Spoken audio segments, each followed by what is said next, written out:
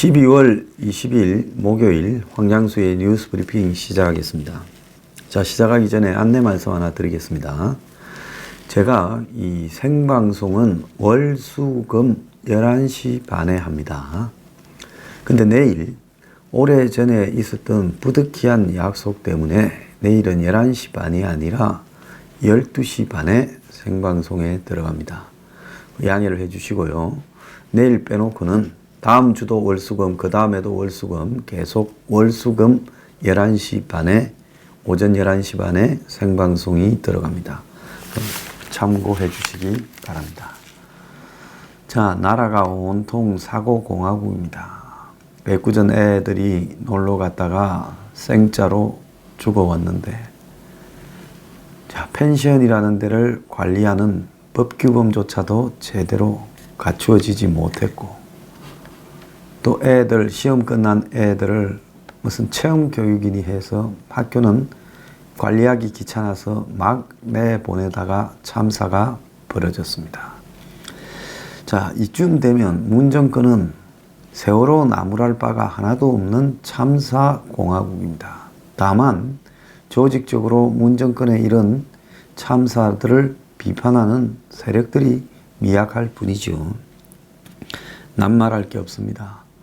과거에 박정권, 이명박 정권을 보고 사찰공화국이라 했는데 이거는 더한 사찰공화국이 지금 자행되고 있습니다. 자, 제가 처음에 우윤건 주로대사, 그거는 그냥 미끼다, 또 더 있다 하니까 이제 엊그제는 뭐가 나왔습니까? 이강래 우재창이 나왔지요. 자, 오늘 아침에는 청와대의 특감반이 정치인, 언론, 조선일보, 교수까지 무작위로 사찰을 했습니다. 자, 한국당이 김 수사관 이름으로 된 감찰 보고서를 어제 공개를 했습니다. 100몇 건의 사찰 목록이 있어요. 자, 그래서 전방위로 민간인과 언론에 대한 사찰이 이루어졌다. 청와대는 이 중에 도저히 부인이 불가능하고 탈법성이 덜하고 변명이 가능한 3건만 인정하고 나머지 일부는 밑에서 잘랐고 아예 나머지는 모르고 김태우가 지 스스로가 작성했다, 이렇게 이야기를 하고 있습니다. 어제 나경원 한국당 원내대표가 국회의총에서 공개한 리스트에는 진보 교수 누구누구, 홍대 정승인 교수로 짐작이 됩니다. 홍대 정승인 교수로 이렇게 짐작이 됩니다. 그뿐만 아니라 조선일보, 그 다음에 민주당의 어떤 의원의 재판 거래 혐의를 취재 중이다. 그러니까 언론이 취재 중인 사항까지도 보고를 했어요. 코리아나 호텔 사장 관련 동향 등 100여 건의 감찰 동향이 있습니다. 여기에 특히 조선일보 관련해서는 최근에 조선일보의 이 회장의, 방 회장의 동생 코리아나 호텔 사장과 또 그의 또 이 방 회장의 아들, 이런 사람들과 장자연 관계를 계속 이렇게 검찰이 들고 나왔던 부분이 결국 이 지금 김태우 리스트와 관계가 있는 것 아니냐. 자, 이 리스트에 대한 부분을 가지고 공개하지 못하도록 압박했던 게 아니냐, 이런 생각까지도 좀 듭니다. 12월 초부터 좌파 언론의 장자연과 조선일보 가문의 일탈 이래가지고 12월 6일 날 방용 코리아나 호텔 사장 검찰 소환 조사, 그래서 이 사주 일가 검찰 첫 소환이라고 기사가 나옵니다. 또 더 나아가서 이 방정호, 그러니까 방상훈 회장의 아들, TV조선 대표죠. TV조선 대표이자 지금 방용훈 코리아나 호텔 사장의 조카입니다. 이 방정호도 또 장자연 의혹으로 장자연과 이 TV조선 측은 만남이나 통화가 사실이 아니라 했는데 지난 한 15일 전으로 또 검찰 소환이 있었습니다. 그런데 검찰 조사를 이 방종호 대표가 당일날 조사를 이렇게 취소를 하고 그 다음날 이 검찰에 출석을 했습니다. 11월 말에 갑자기 조선일보 이 방종호 TV조선 대표 딸의 기사에 대한 나이 든 기사에 대한 막말 녹취록이 터졌습니다. 자, 11월 말과 12월에 집중된 가족의 그 갑질과 더 나아가서 이 삼촌과 조카의 그러니까 방상훈 회장의 동생과 방상훈 회장의 아들의 연이은 장자연 관련 검찰 소환이 결국은 김태우라는 수사관이 11월 중순쯤에 불이익을 당하고 쫓겨난 뒤에 조선일보 측과 접촉을 해서 자료를 넘겼다라는 부분을 파악하고 있었기 때문에 이렇게 집요하게 조선일보에 국민들이 다 싫어하는 갑질 사건을 일으키고 또 더 나아가서 10년 전에 자살한 장자연과 관련된 연루로 두 사람을 오라 그렇게 한 게 아닌가 전 그렇게 생각이 듭니다. 또 12월 초에 조선일보 전 기자 나중에 이제 선거에도 출마했던 조선일보 전 기자로부터 장자연이 성폭행했다라는 증언까지 등장했습니다. 그래서 장자연 사건을 12월 초에 9년 만에 본격적인 조사에 착수한다.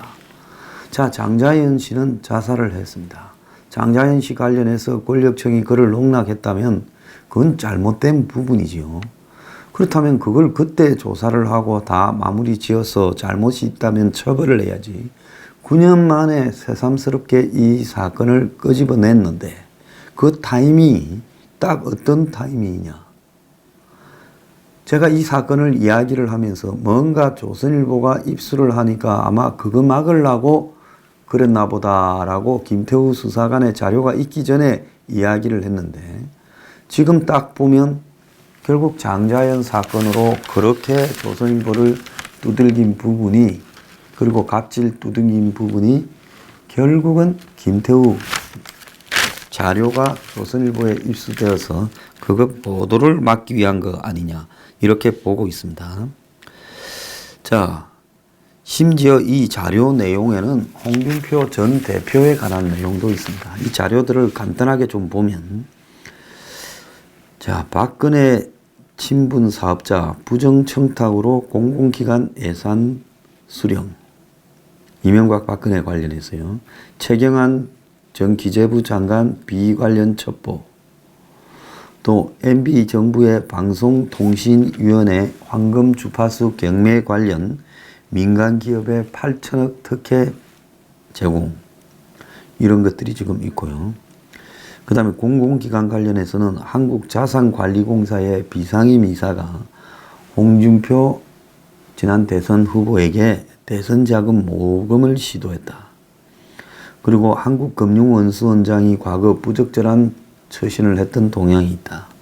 산업은행장 관련 비동향 이런 것들이 있고요. 문재인 정부 인사 관련해서는 고삼석 방통위 상임위원과 김현미 국토교통부 장관 둘 사이에 갈등이 있어서 시끄럽다.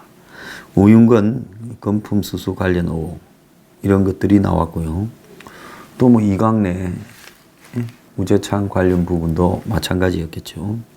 언론 및 민간인 동향으로는 코리아나 호텔 방정호 사장 배우자가 작년에 자살을 했지요. 작년 7월인가. 저기 저 한강 다리 위에서 떨어졌죠. 가양대교가. 그 자살 관련해서 그 배경을 조사를 했고요. 고건 총리 장남 고진이 비트코인 사업을 했다. 그 다음에 조선일보가 청와대에 홍석현에 대한 외양관리법 위반 혐의 검토 부분들을 취재 중이다. 그러니까 문정근이 홍석현이를 청와대가 외양관리법 위반으로 이렇게 수사하려는 것을 조선일보가 취재 중이다. 이렇게 이야기를 했습니다. 자, 문 정권이 홍석현을 외환관리법 위반으로 수사하려는 것을 조선일보가 취재 중이다. 자, 문 정권이 왜 홍석현을 그렇게 할까요? 제가 지난번에 홍석현이 자기에 대한 뜻을 두고 밖에 여시제 같은 모임을 하면서 다음 총리나 이런 부분들을 놀리고 있고 다음 비서실장을 하겠다라는 사람들도 이렇게 있다라는 소문이 떠돈다, 장안에. 그래서 그게 내년 봄쯤일 거다 이렇게 말을 했잖아요. 자, 그러면 청와대에서 그 자리를 들어온다면 누군가는 나가야 된다는 걸 의미하지 않겠습니까? 그러니까 홍석현 비리가 없나 털어봐라 해서 홍석현을 외환관리법 위반 혐의로 지금 어떻게 좀 해볼까 하는 것을 청와대가 검토하고 있다고 조선일보가 보도하려 한다. 결국 이 사건은 보도가 안 됐지요. 그 다음에 조선일보가 더불어민주당 유동수 의원 재판 거래 혐의를 취재 중이다. 자, 그리고 진보 성향의 홍익대 전성인 교수가 사적인 감정으로 문재인을 비난한다. 이런 내용들이었다고 합니다. 자, 이 내용 중에 상당수는 특검반이 조사할 수 있는 내용이 아니고 불법 민간인 사찰에 해당되는 내용입니다. 근데 이 내용을 보면 언론계, 학계, 공기업, 민간인까지 아주 다양하게 지금 사찰을 하고 있었다라는 거고요.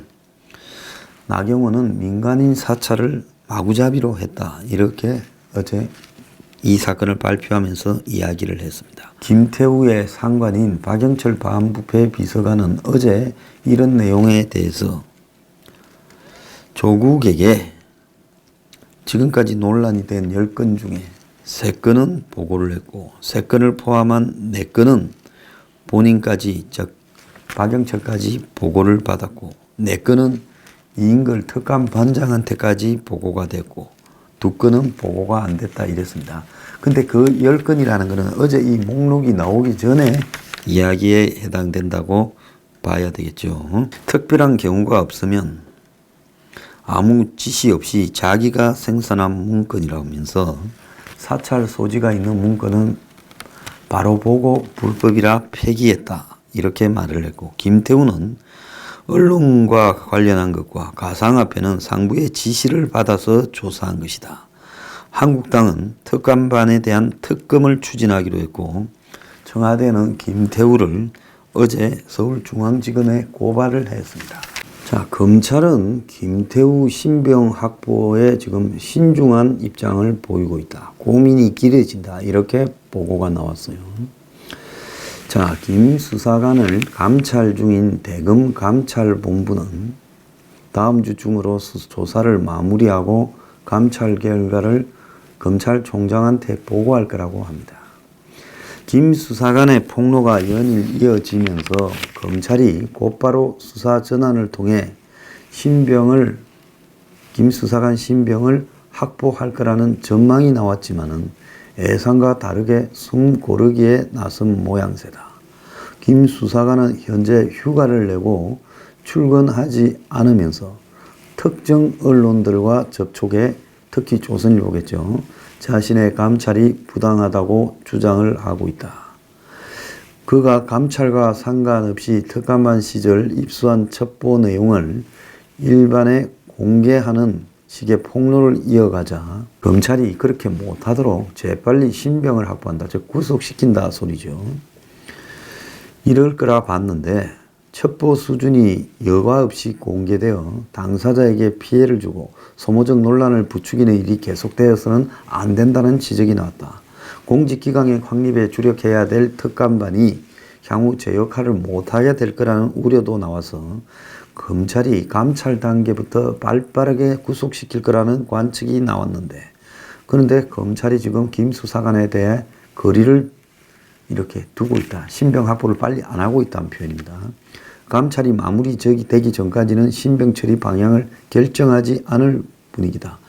감찰이 종료되지도 않았는데 서둘러 수사에 나설 경우 야당이 김 수사관 입을 막기 위해 무리한 수사를 한다 이렇게 공격할 것을 검찰이 고려했고, 검찰이 아닌 청와대에서 발생한 비의혹을 서둘러서 검찰이 편들어주는 모양새를 보이다가 정치 논란에 휘말릴 수 있다라는 계산도 있을 거다. 그런데 청와대가 고발한 만큼 수사 전환을 마냥 늦출 수는 없을 거다. 검찰한 관계자는 여러 요인 때문에 검찰이 감찰하는 것을 마무리한 후에야 수사로 전환할 거다. 올해 안에 감찰을 마무리한다는 목표로 조사 중이고 수사로 공식 전환하기 전까지는 구속시키기가 어렵다. 좀 희한하죠. 자, 이런 움직임과 다르게 또 하나 더 있습니다. 어제 청와대가 김태우를 고발을 했지요. 어제 고발했는데 어제 서울중앙지검 행사 일부에 곧바로 배당을 하고 기록 검토에 들어갔다는 겁니다. 자, 청와대는 어제 이 김태우를 중앙지검에 고발을 했고 고발자는 임종석이라는 겁니다. 자, 고발장의 내용은 비위가 있어서 원 소속 기관으로 원대 복귀한 사람이 그 피의자 신분으로 조사 중인 상황에서도 허위 사실을 언론에 유포하고 공무상 지득한 자료를 배포하는 위법 행위를 하고 있다. 이런 이야기입니다. 자, 청와대는 지난 17일에 김태우가 감찰 반원 시절 입수한 업무 일부를 외부에 공개하는 보안 규정을 위반했다고 추가 징계 요구서를 법무부에 발송하기도 했고, 법무부는 이를 검찰에 넘겼고 대검감찰본부가 이 비의혹 감찰과 함께 청와대 보안 규정 위반도 살펴보고 있고요. 또 김 씨가 경찰청에서 진행 중인 이 건설업자 뇌물 사건 수사 진행을 알아보려 했는가, 골프 향응을 받았는가까지도 이렇게 지금 살펴본다는 겁니다. 근데 청와대 말 중에 좀 맞지 않는 게 원소속 기관으로 복귀해 피의자 신분으로 수사 중이다. 아니지요. 대검감찰본부에서 비의 사실을 감찰하는 것과 이 피의자가 됐다는 것은 다른 겁니다. 사건이 이렇게 접수돼서 입건이 되었을 때 피의자라고 할 수 있는 것이지, 어떻게 입건도 되지 않고 내부의 의혹을 감찰하고 있는데 그걸 피의자 신분이라 이야기하는지 모르겠어요. 어쨌거나 어제 청와대는 처음으로 튀어나왔습니다. 튀어나와서 이 냉온탕을 하루에 2번을 왔다 갔다 했다 해요. 낮에는 김 수사관을 검찰에 고발하고 대변인을 통해 공식 대응을 하지 않겠다 이렇게 말을 했는데, 오후 이제 들어서는 민간인 및 야당 정치인에 대한 문건 리스트가 한국당에서 터져서 공개가 되자 박영철이 직접 반박에 나섰다는 겁니다. 어제 이제 오전에 고발할 때만 해도 의기양양했는데 어제 이제 오후에 한국당이 이걸 갖다가 폭로를 해버리고 나니까 이제 대응하지 않겠다다가 그렇게 될 문제가 아니다 해가 민정수석실에서 처음으로 이제 반격에 나섰다는 겁니다. 자, 어제 박형철이 기자 앞에 나섰는데요. 자, 김태우의 직속 상관으로 민정수석실 관계자가 이 사건에 언급한 것은 어제 처음입니다. 공식 언급은요. 지금까지는 윤영찬 국민소통수석과 김의겸이가 해왔는데 이 둘은 이 일에 대해서 아는 바가 없고 전혀 논외자들이 한마디로 아무것도 모르면서 미꾸라지니 불순물이니 유전자니 헛소리를 한 거예요.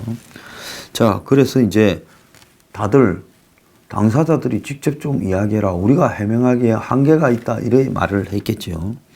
그래서 이제 박형철은 문건에 논란 여지가 있다고 본 것은 10건인데 자산관리공사 비상임 이사, 홍준표 대선 자금 모금 시도 등 4건은 특감 반장한테 보고됐지만 직무 범위를 벗어나서 폐기했다. 자, 특감 반장은 지 밑에 있잖아요. 자, 근데 제가 아까 10건에 대해서만 해명을 했다. 그래서 저는 처음에는 이 전체 목록을 보지 않고 그랬다 봤는데, 한국당에서 한 104건 중에서 자기들이 임의로 10건을 추출해서 10건에 대해서만 어떻게 처리했는가 말을 했고, 나머지 부분들은 자기들은 그건 뭐 걔가 몇 건을 갖다가 수집했든지 아는 바가 없다. 그건 그 친구의 문제다라는 식으로 한국당 발표 이후에 청와대가 그렇게 입장을 밝혔습니다.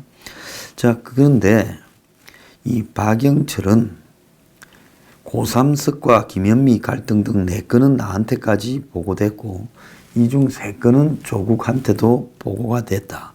이렇게 말을 했습니다. 그리고 진보 교수 사적인 감정으로 비난했다. 이 2건은 아예 보고도 되지 않았다라고 말을 했습니다. 자, 박영철은 직무를 벗어난 보고에 대해 김태우가 특감반 초기 이전 정부의 버릇을 못 고치고 민간 영역의 첩보를 보고했다. 언론 사찰 소지가 있는 문건을 작성했을 때는 김태우가 과기부에 감사관 공모 있던 시기에 마음이 다른 데 가 있어서 열심히 일을 하지 않았다. 자, 열심히 일을 하지 않았다라는 것하고 언론 감찰 문건이 접수된 것하고가 무슨 관련이 있냐는 겁니다. 자, 그 부분에 대해서 청와대가 조선일보에 대해서 자료를 수집해서 어떻게 지금 했는가에 대해서 입장을 이야기를 해야 되는 거죠. 그러면서 자기는 문 정부의 초대 반부패 비서관으로 명예를 걸고 법과 원칙에 따라 임무를 수행했다며 감정에 복받쳐서 말을 잇지 못했다는데 겁먹었어요. 앞으로 걱정이 돼서. 지 감정에 북받치든가 말든가 지 명예가 어떻든가 말든가 그거는 국민이 알고 싶지도 않고 당신들끼리 해결하고 사안에 대해서 예스나 노냐라고 보고받았느냐 안 왔느냐만 말하면 되는 겁니다. 자, 이런 자들이 오전만 해도 고발을 하고 난리를 갖다가 쳤어요. 그러면서 6급 수사관에 대해서 청와대가 대응하는 것이 겁이 맞지 않는다라는 언론 보도에 대해 동의하며 앞으로는 박형철에게 개별적으로 취재해라 이렇게 김의겸이가 말을 하며, 대변인이 그동안 겁이 맞지 않음에도 대응할 수밖에 없었던 것은 그가 개인으로 이렇게 한 게 아니라 그의 말을 언론들이 다 무비판적으로 이렇게 중계를 했기 때문에 언론 때문에 그렇게 했다. 그러면서 대변인이 나한테 겁이 맞지 않다고 나무라지 말고 언론들이 겁이 안 되는 김태우한테 휘둘리지 마라.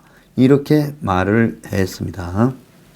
자, 그런데 휘둘리는 게 아니라 조선일보는 김태우 리스트를 토대로 현장 취재해서 보도를 했다고 이야기를 하고 있습니다.